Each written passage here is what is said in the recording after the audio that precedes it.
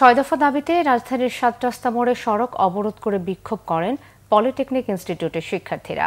কারিগরি শিক্ষা ব্যবস্থা ধ্বংস ও প্রকৌশল কর্মক্ষেত্র কুক্ষিগত করার অভিযোগে তাদের এই আন্দোলন। প্রতিষ্ঠানটির শিক্ষকরাও সংহতি জানিয়েছেন শিক্ষার্থীদের সঙ্গে। এদিকে সড়ক অবরোধের কারণে যান চলাচল বন্ধ হয়ে তীব্র যানজটে চরম দুর্ভোগে পড়েন সাধারণ মানুষ। দুপুরের পরে অবরোধ তুলে নেন শিক্ষার্থীরা। এসএম ফজের রিপোর্টে বিস্তারিত। পলিটেকনিক শিক্ষার্থীদের স্লোগানে উত্তাল রাজধানীর তেজগাঁয়ের 7 রাস্তা মোড়। আন্দোলনে অংশ নেওয়া শিক্ষার্থীদের অভিযোগ, দীর্ঘদিন ধরে কারিগরি শিক্ষাকে অবহেলা করা হচ্ছে এবং প্রকৌশল কর্মক্ষেত্রে কারিগরি শিক্ষার্থীদের প্রাপ্য অধিকার হরণ করা হচ্ছে। এর প্রতিবাদে তারা রাস্তায় নেমেছেন।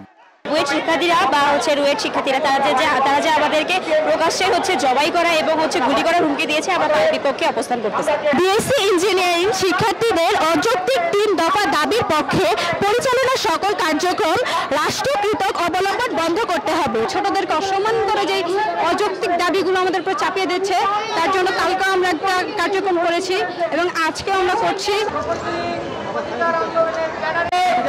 কিছু বিএসসি ডিগ্রিধারী শিক্ষার্থীরা শাহবাগে মব সৃষ্টি করে 3 দফা অযৌক্তিক দাবি বাস্তবায়ন করার অপচেষ্টা করছে। আমরা এই 3 দফা অযৌক্তিক দাবির তীব্র নিন্দা জানাই। পূর্বে মীমাংসিত ইস্যু, এগুলো কোনো দফা দাবি হতে পারে না।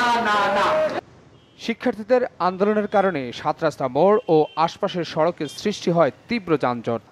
বিপাকে পড়েন অফিসগামী মানুষ ও জরুরি সেবার যানবাহনগুলো।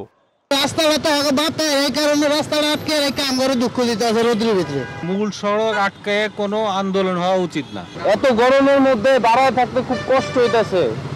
অফিস আছে।